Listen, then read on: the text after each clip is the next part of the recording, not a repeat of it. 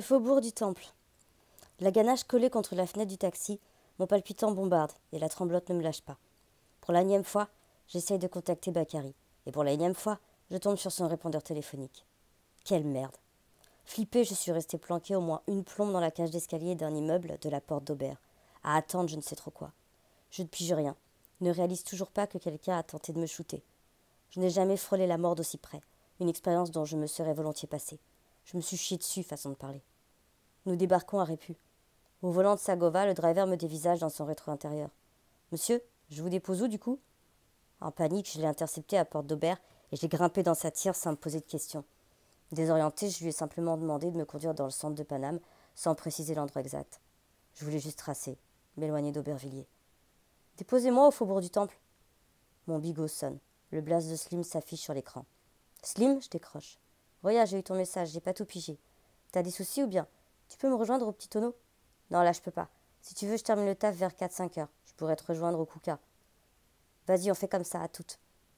Arrivé sur le quai de Valmy, le driver s'engage dans la rue du Faubourg et s'arrête juste devant le gibus.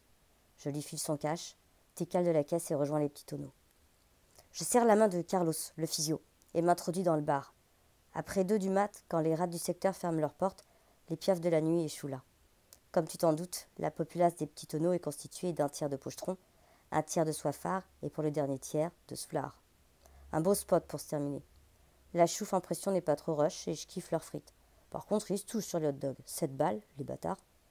Toujours tremblant, je serre la pince de quelques compagnons de picole dont j'ignore le blaze, accède au comptoir et commande un sky. Alex, un pilier de zinc, pianiste à la dégaine de gendre idéal, chemise bleue bien repassée et lunettes de mec sérieux, joue le guignol devant 3 jeunes groupies. Il fait de grands gestes, parle fort pour rameuter un max de monde autour de lui. D'accord, Hitler n'aimait pas les juifs, mais les juifs n'aimaient pas Hitler. Son public, conquis, éclate de rire. Je m'entends bien avec ce type dont la place est sur une scène de one-man show dans un HP, mais là, je suis pas d'humeur à déconner.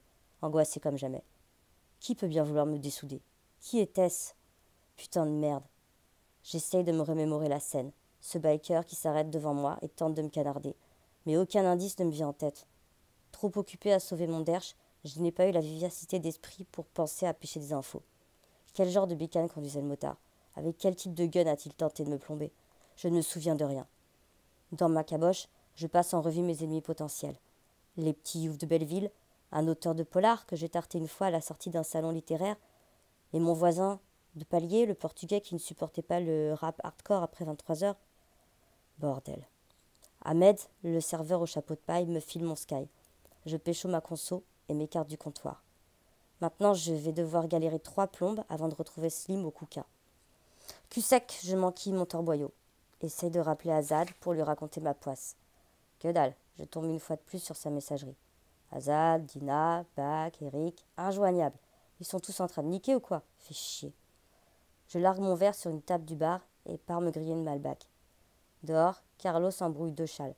Il prévient qu'ils vont dégager d'ici vite fait s'ils continuent de brailler comme des veaux. Carlos est un gars plutôt cool, mais il ne plaisante pas. Il a la claque facile, avec sa main de bûcheron. Quelqu'un me tapote l'épaule. Je tourne les talons et, manque de bol, me retrouve face à Luc, le prof de théâtre de la rue des Goncourt. La cinquantaine, une tronche d'alcoolo, les veuves ébouriffées et les fringues sales. Luc est un bon camarade de beuverie, mais là, je ne me sens pas d'humeur à écouter ses bouffonneries. Salut Luc, je lui serre mollement la pince, gavé d'avance. Salut l'écrivain, alors on ne te voit plus ici? Ouais, c'est parce que... Non, parce que tu nous manques un peu. Tu te souviens quand on s'est retrouvés chez Carmen, raide déchirée, et que Saber nous a dégagés? Et qu'après on est allé aux putes? Ouais, Luc, mais là, on s'est bien poilé, hein. Je te jure, tu travailles sur un nouveau roman, là? Ben là, je me souviens chez Carmen, quand tu t'es fait toucher le cul par un travelot. C'était drôle, mais drôle. Ça y est, Luc est en roue libre. Cette nuit va être putain de longue. Le faubourg du Temple reste animé toute la nuit. Entre les boîtes comme la Java et le Gibus, et les petits tonneaux, ouverts jusqu'à l'aube. Après 5 plombes du mat, ces repères de noctambules passent le relais aux Zorba, trop proche de Belleville pour que je m'y aventure, et au Kouka, un bistrot pourrave situé à 2 pas du métro Goncourt.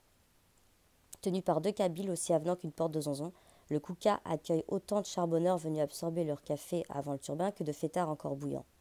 Postiché au comptoir, entre un groupe de Polacs du BTP et un rebeu au costard, j'attends Slim. Le sauce devrait débarquer d'une minute à l'autre.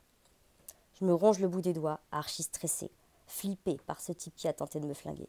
Un type que je connais, ou pas. un type qui m'en voulait, ou un starbé pété du casque, ou alors un gars Joe qui m'a confondu avec quelqu'un d'autre. Pour la première fois de ma putain de vie, j'ai vu un pushka braqué sur moi, et la faucheuse entrer sur mes cuisses.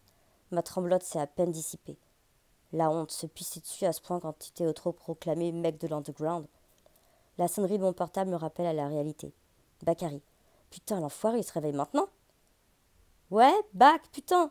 Ouais, Zarka, putain, désolé frère, je t'ai zappé. J'avais coupé mon Funtel, on était avec des quinzettes. Tu voulais nous rejoindre ou quoi? J'ai vu tous tes appels en absence.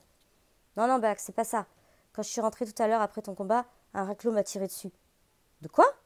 Poto, un man a essayé de me fumer. Il s'est arrêté en bécane, il a sorti un brelique et il m'a tiré dessus. T'es sérieux là? Dans la rue comme ça?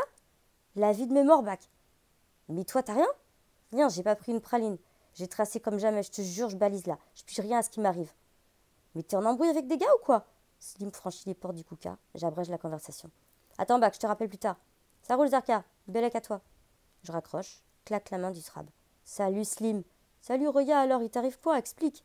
Je scanne la populace autour de nous, m'approche tout près de Slim et baisse d'un ton pour le garder dans la confidence. Slim, dis-moi franchement, les mecs de chez toi, ils veulent me buter ou quoi? Hein? Le sauce fronce les sourcils. Pourquoi tu dis ça? Non, je te sonde, c'est tout.